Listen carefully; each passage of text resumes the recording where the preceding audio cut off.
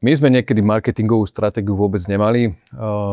Išli sme to tak, alebo išiel som to tak pocitovo, lebo v zásade ten marketing som robil ja, aj tou tvárou zelených striech som bol ja. Bolo to také pocitové, hej, že prinášalo to výsledky, ale nemalo to nejaký systém alebo štruktúru, že skúšali sme aj naľavo, aj napravo, aj nejaké čierne farby, rúžové, hociaké proste. To čo ako keby som cítil, alebo chcel som si vyskúšať, či to bude fungovať. A vlastne po tej stratégii, ktorú sme dostali aj po tom novom brandingu, sa nám to tak pekne ako keby uložilo a vieme už kam máme ísť, že koho oslovovať, akým spôsobom ho oslovovať, ako komunikovať tú značku a ako vlastne sa prezentovať návonok, aby to fungovalo. Je to v podstate zoznam dosť veľa aktivít na niekoľko rokov, čiže ideme postupne a snažíme sa teda držať sa tej línie, že nevybučovať z toho ani doľava, ani doprava.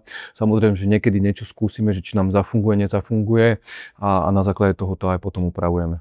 Čo to teda firme prináša, keď je to takéto upratanejšie? Prináša nám to taký systém, že nie je tak chaos v tej firme, že vieme, kam smerujeme alebo kam to chceme dotiahnuť. Dáva to v istom zmysle voľnosť, že nemusím až toľko vymýšľať, že čo vlastne idem robiť, čo chcem robiť, lebo mám ten zoznam.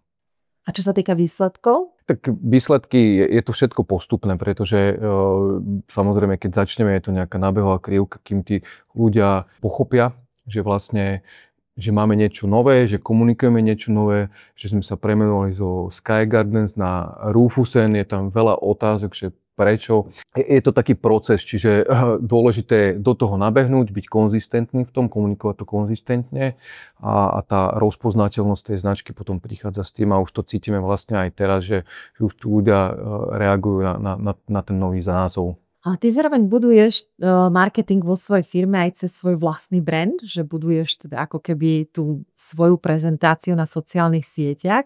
Tu nás sa ako vyvíja ten príbeh? Príbeh sa začal vyvíjať pred niekoľkými rokmi. V podstate ja som to robil so zámerom. Najmä ten LinkedIn som začal na LinkedIne komunikovať o zelených strechách. Nikto to tam predtým nerobil.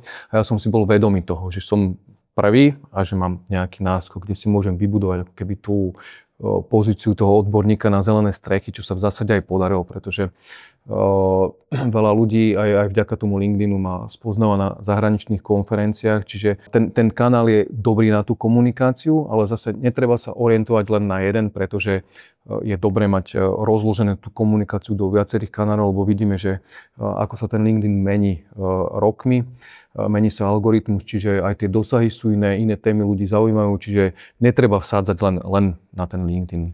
Aktuálne, čo sú tie hlavné zmeny, ktoré pociťuješ? Určite tie dosahy, ktoré boli dakedy relatívne veľké, tak dnes sú nižšie. Treba robiť kreatívnejšie veci, že mám pocit, že už niekedy nestačí aj pekná fotka s textom. Ďalej, čo vidím trend taký, tak je prienik tých politických tém na LinkedIn, čo mne v zásade nevadí. Ja to vidím, lebo tiež občas šupnem tam nejakú politickú tému a vidím, aký to má dosah. Že to sú násobne vyššie dosahy, pretože je to aktuálna vec, každý má k tomu čo povedať, ale nie je to moja téma. Je to moja téma v tom zmysle, že ja vedem aj Inštitút pre klimatickú adaptáciu a vlastne nás sa to bytostne dotýka, aj ako podnikateľa sa ma dotýkajú tie politické veci, takže občas si šťuchnem aj do tejto témy, ale nie je to moje gro, ani sa tomu nechcem nejak extra venovať. Čiže držím si tú odbornú líniu, aby sme proste tú zelenú farbu na tom LinkedIn alebo na tých sociálnych sieťach